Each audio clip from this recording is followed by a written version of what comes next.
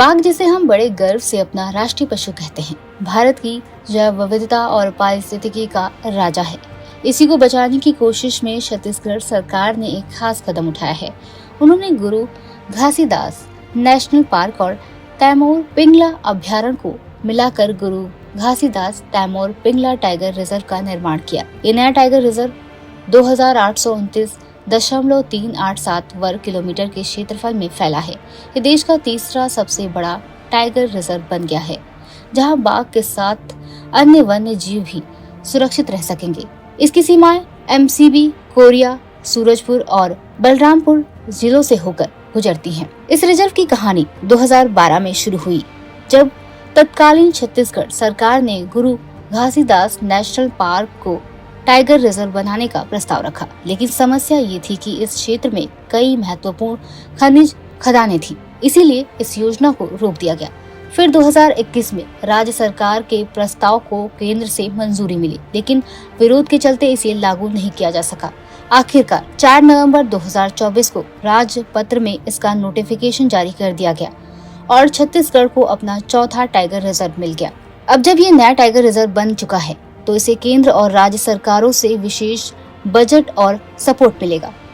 यहाँ patrolling, water body development और staff की नियुक्ति जैसे काम होंगे। हर साल कैमरा ट्रिपिंग से बाघों की निगरानी भी की जाएगी। हालांकि चुनौती ये है कि इस क्षेत्र में 78 गांव हैं, जिसमें करीब 10,000 लोग और 15,000 मवेशी रहते हैं। इन लोगों को बाघों और अन्य वन्य जीवों के साथ सह अस्तित्व में रहना सिखाना भी जरूरी है। दोस्तों, भारत में बाघों का खास स्थान है। ये हमारा राष्ट्रीय पशु है और इनका वैज्ञानिक नाम है पैंथेरा टिग्रिस। ये सिर्फ एक खूबसूरत जानवर नहीं है, बल्कि पारिस्थितिकी तंत्र में शिखरी यानी टॉप प्रीडेटर होते हैं।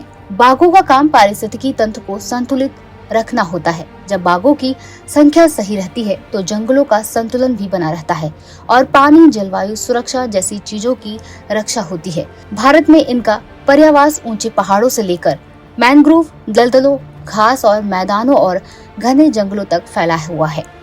इसलिए बाघ सिर्फ एक संरक्षण प्रतीक नहीं है, बल्कि पूरे भारतीय उपमहाद्वीप की पारिस्थितिकी तंत्र के लिए शुद्ध प्रजाति की तरह काम करते हैं। हैरानी की बात यह है कि बाघों की संख्या लगातार घट रही थी। दुनिया भर में कई बाघ की कई प्रजातियां पाई जाती हैं, जैसे Siberian tiger, Bengal tiger, Indo Chinese tiger, Malayan tiger और सुमात्रन टाइगर। लेकिन कुछ प्रजातियां जैसे बाली टाइगर, कैस्पियन टाइगर और जावन टाइगर अब विलुप्त हो चुकी है।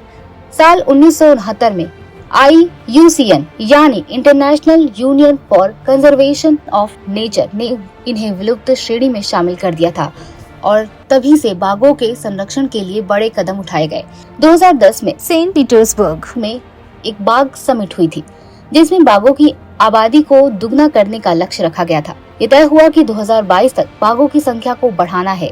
ताज्जुब की बात है कि भारत ने ये लक्ष्य 2018 में ही, यानी 4 साल पहले ही हासिल कर लिया था। ये भारत के बाघ संरक्षण प्रयासों की सफलता को दर्शाता है। हालांकि इधर कुछ सालों बाघों की संख्या बढ़ी है, लेकिन बाघों को बचाने के लिए कई मुश्किलें भी हैं। सबसे बड़ी चुनौती है जंगलों की अंधाधुंध कटाई, जिसके कारण बाघों के प्राकृतिक आवास पर खतरा मंडरा रहा है। इसके अलावा बाघों का अवैध शिकार, उनकी शारीरिक अंगों की तस्करी और जलवायु परिवर्तन जैसे कारण भी बाघों के लिए मुश्किलें पैदा कर रहे हैं। इनके संरक्षण के लिए ही भारत में 1973 में प्रोजेक्ट टाइगर शुरू किया गया था। इसका उद्देश्य बाघों की संख्या बढ़ाना और उनकी सुरक्षा करना था। NTCA की वेबसाइट पर उपलब्ध जानकारी के मुताबिक अभी भारत में 55 टाइगर रिजर्व हैं और छत्तीसगढ़ का गुरु घासीदास तैमूर पिंगला टाइगर रिजर्व इस नेटवर्क का हिस्सा बन चुका है।